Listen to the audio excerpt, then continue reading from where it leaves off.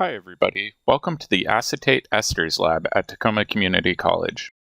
During this lab, we will mix acetic acid, an unknown alcohol, and catalytic sulfuric acid in order to make an ester. This is called a Fischer esterification reaction, and we'll cover the mechanism in more detail during class. However, the trick with this lab is we don't know the identity of the alcohol that we'll be using. So, at the end of the lab experiment, what we'll have to do is analyze our ester product using IR, NMR, and its boiling point. So let's get started. All right, the first part of the Acetate Esters Lab is to grab an unknown off of the cart. And this unknown that I've grabbed is unknown number 4. And it's some unknown alcohol, but it's okay. We'll be able to figure out what this alcohol is using a variety of clues. And what we need to do is we need to measure out 5 milliliters of this, and then we need to add that to our 25 milliliter round bottom flask. So let's go ahead and measure out 5 milliliters in this graduated cylinder.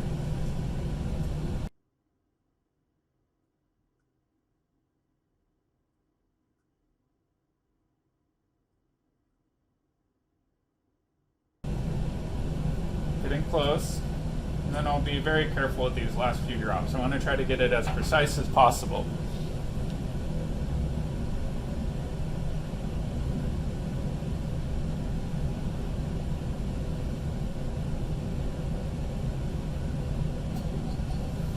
Alright, so I've got 5 milliliters of my unknown alcohol 4 in there. Now what I want to do is I want to add that to my round bottom flask.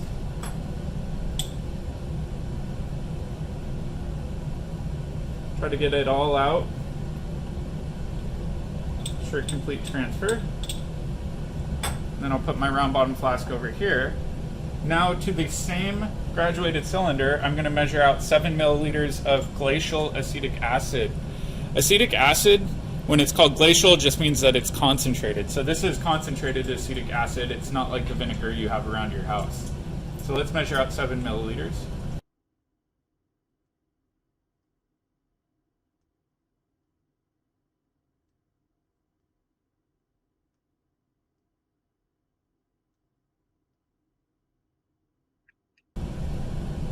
So we're getting fairly close. Let's double check that we're precise here.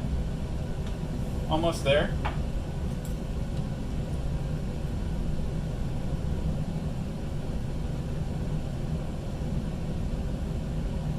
Alright, so that's exactly 7 milliliters. So now what I can do is I can transfer that again to my 25 milliliter round bottom flask.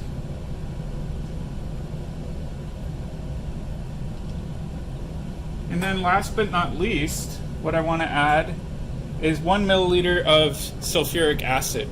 The sulfuric acid we're going to use for this experiment is concentrated sulfuric acid, and because it's catalytic, I'm just going to use 1 squirt, which should be about 1 milliliter.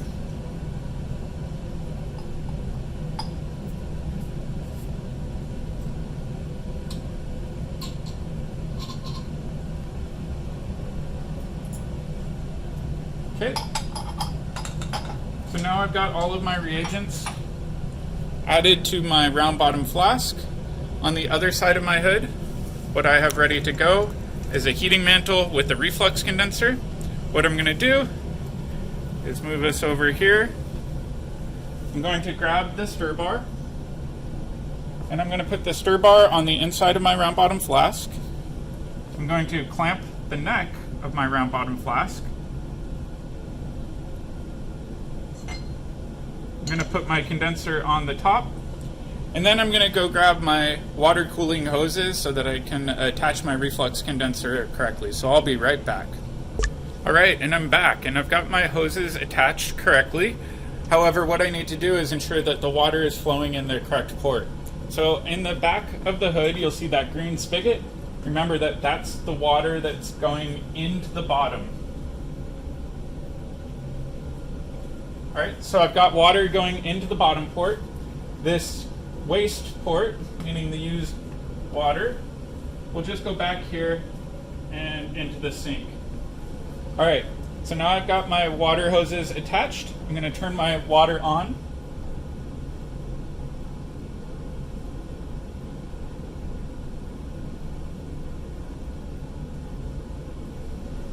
I've got my water flowing. I'm going to go ahead and plug my heating mantle in. I'll set my heating mantle, I don't know, to about a 4. And then I'll lower this down into the heating mantle, and I'll try to get it stirring at a decent pace. So what we're going to look for here is for the solution to boil, and once it's boiling, we'll let it continue to reflux for 1 hour. Alright, so my solution's been refluxing for 1 hour. What I'm going to do is I'm going to shut off the heat. I'm going to raise it up, and I'm going to let it cool to room temperature for a while. The next thing I want to do is I want to get my separatory funnel all ready, and we need 2 different quenching reagents. We need 5% sodium bicarbonate, that's just baking soda. We need sodium chloride, and then we also need 10 milliliters of water. So I'll get that ready while I'm waiting for this to cool down. Alright, now that things have cooled down a little bit, I'm going to shut off my water. I'm going to remove my reflux condenser and just lay it down in my hood.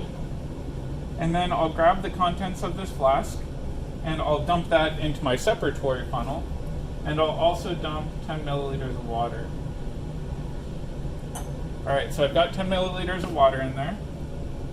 Now let's dump the contents of this flask, and hopefully the funnel will catch the stir bar.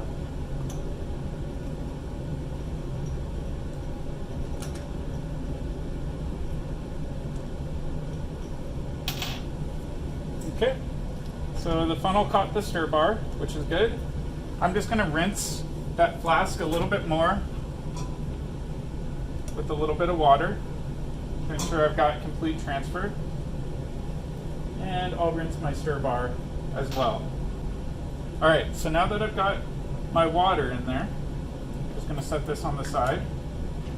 I'm going to get my stopcock, put it on the top, and you can already see that there's 2 different layers forming. We've got this top brown layer and then a lower light brown layer. I'm going to get my paper towel, put it over my stopcock, make a nice tight seal, flip it over, immediately vent it, close it, shake it, vent it, close it, shake it, vent it. I'll do that a couple of times. Alright, and once I'm done there, I'm just going to put this back onto my ring, and I'm going to let it sit for a couple of minutes while the layers separate out. Alright, at this point, I've let it sit for a minute or so. You can tell I've got a nice distinct upper brown layer and lower clearish layer. So what I want to do is I want to dispense out all of the lower aqueous layer into this receiving flask. I'll take my stopcock out first, otherwise I develop back pressure. And I'll just slowly dispense all of that lower aqueous layer.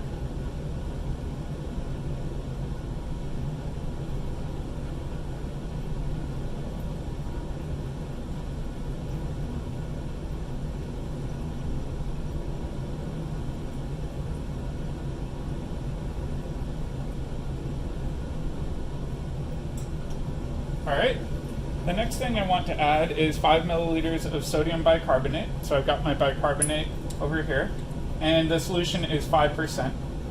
So I'll measure out approximately 5 milliliters.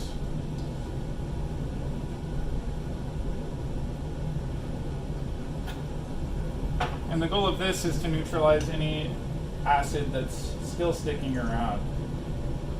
So I'll put that on, pull this off to the side, put my stopcock back on. I'll invert it, shake it, vent it, close it, shake it, vent it, and do that a few times. You may have heard the hiss noise. It might be hard to hear with the vacuum, but that's probably the baking soda, meaning the bicarbonate, reacting with any of the residual acid in solution. Alright, so I'll flip this right side up. You can see that it's forming layers pretty quickly here. And while I'm waiting for that, I'm going to measure out 5 milliliters of sodium chloride.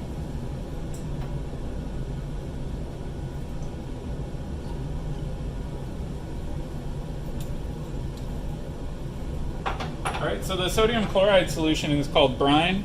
It just means saturated sodium chloride. It's often the last step of an extraction procedure. All right, so let's take a look. You can see we've got a clear layer on the bottom, kind of a yellowish layer on top. Same thing, we're going to collect the lower layer with the previous aqueous layer. So I'll set this down. And we want to be careful not to let any of that upper layer through.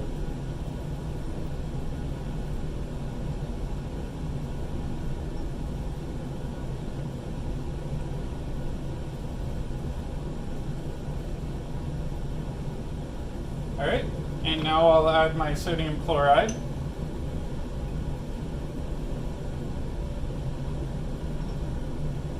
I'll put my stopper back on.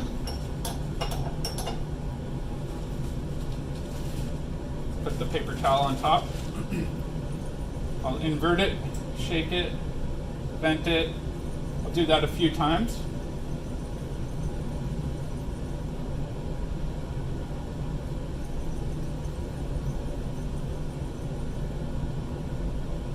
And then I'll put that right side up. And again, I'll wait for my layers to separate. You can see that it's happening pretty quickly here, but I'll give it another 30 seconds. And the same idea, what we want to do is we want to collect this lower layer right here with the aqueous layer underneath. So I'll remove my stopcock here. And I'll dispense out as much of that lower layer as possible without any of the upper layer coming through.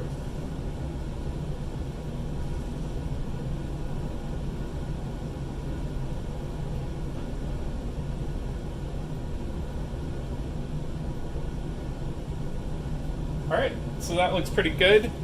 We're all ready to go. However, the last step we need to do is we need to collect that upper layer into an Erlenmeyer flask and then dry that with a drying agent.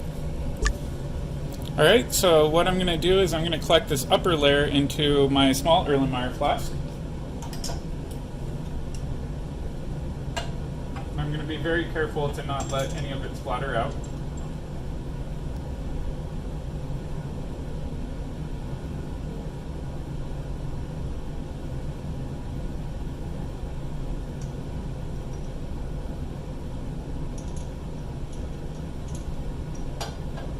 And then what I'm going to do is I'm going to get my drying agent. Today we're going to be using anhydrous sodium sulfate, and I'll put in a really small scoop on the inside.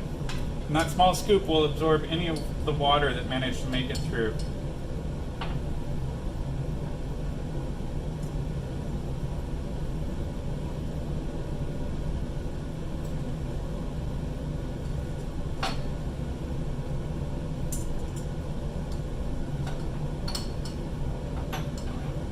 Put in a little bit more.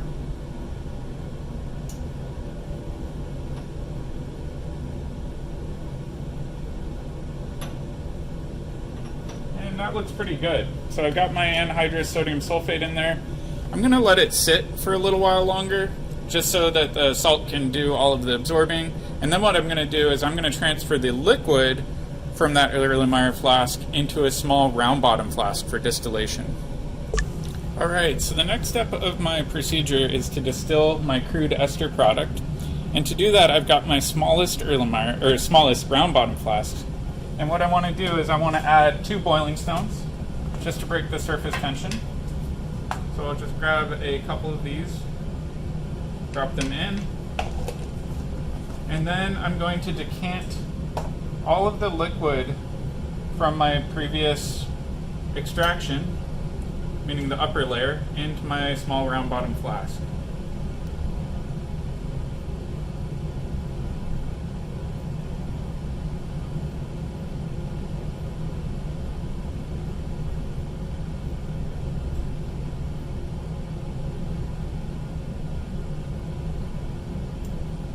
Alright, so that looks pretty good. I've got a heating mantle set up already over here. I'm going to clamp my round bottom flask like that, and I want to lower this directly into the heating mantle well. Alright, so I've got that in the heating mantle well. I also have the second ring stand ready to go. And what I'm going to do is I'm going to put my simple distillation setup directly on top here. And I'm actually going to raise the whole system up a smidge more, that way we can get our collecting flask underneath. I'll bring this over here. And I'll make sure that everything's clamped nice and tight, that way nothing falls over during this distillation.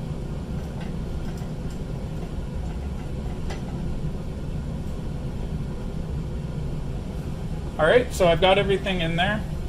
I can double check that my water is on, so I'll turn my water on really quick. It's important to remember we want water going in the bottom.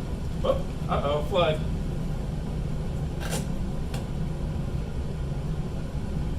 There we go.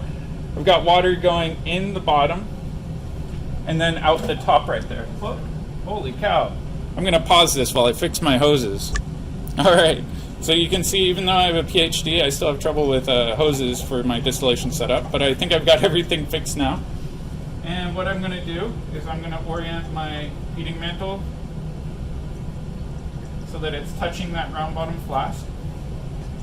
I'm going to grab my thermometer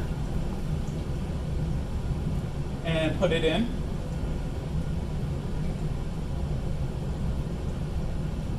And remember, you want the blue bulb of the thermometer to be below that three-way junction. That way the vapor passes by the thermometer bulb. And then the next thing we need to do is we need to get our receiving flask. So what we're going to do for our receiving flask is pretty simple. I've got the scale over here, and I've got a 20 milliliter vial. I'm just going to pick up this vial, and we'll pre-record the mass for that vial.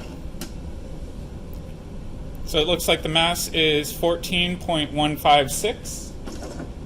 We'll take this vial back. And we'll use this as our receiving flask over here. And I'm going to plug everything in over here. I'm going to set the temperature to about a 4.5 maybe. And what we want to do during this process is record the temperature range for our distillate. We shouldn't get any distillate before 95 degrees Celsius, so that's something to be aware of. What I'll do is I won't force you to watch the whole distillation. I'll record the temperature from the first drop to the last drop and report it out.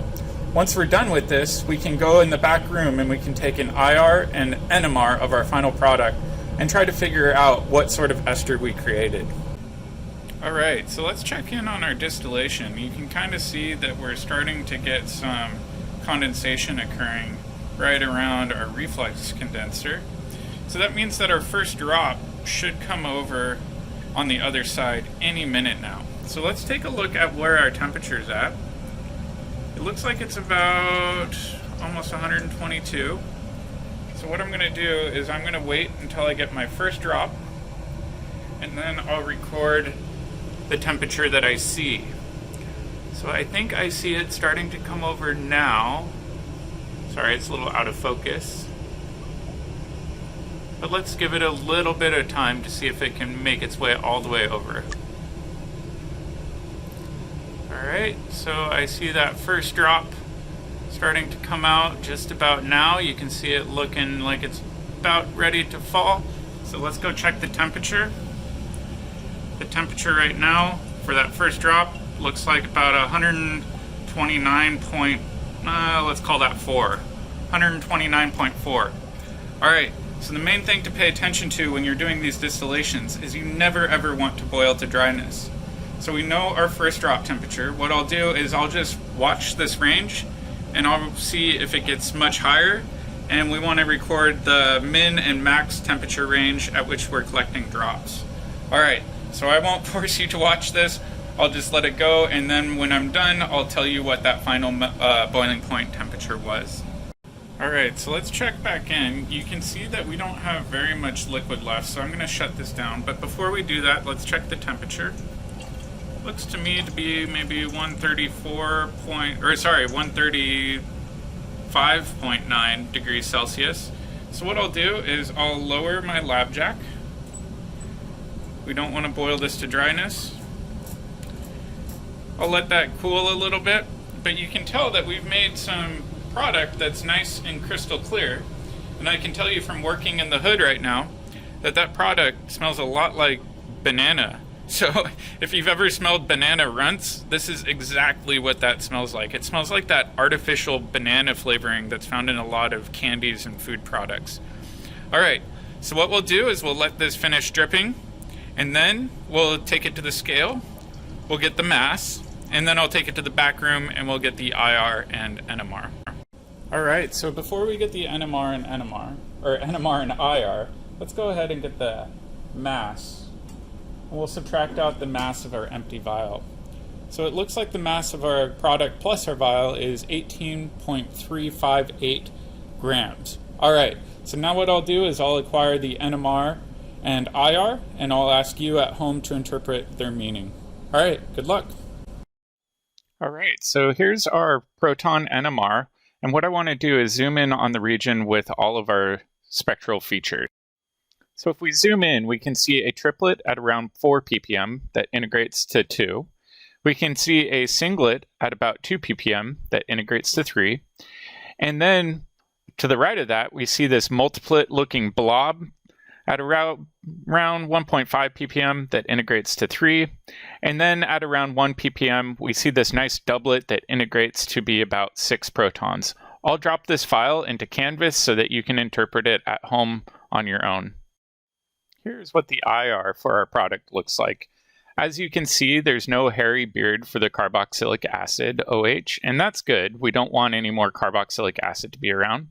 And then you'll also see a strong carbonyl peak around 1700-ish. That's for our CO double bond for our ester. And then you'll also see another intense signal, slightly higher than 1200.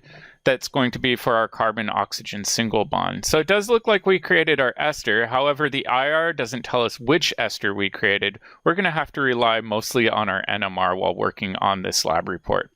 All right, good luck, and let me know if you have any questions.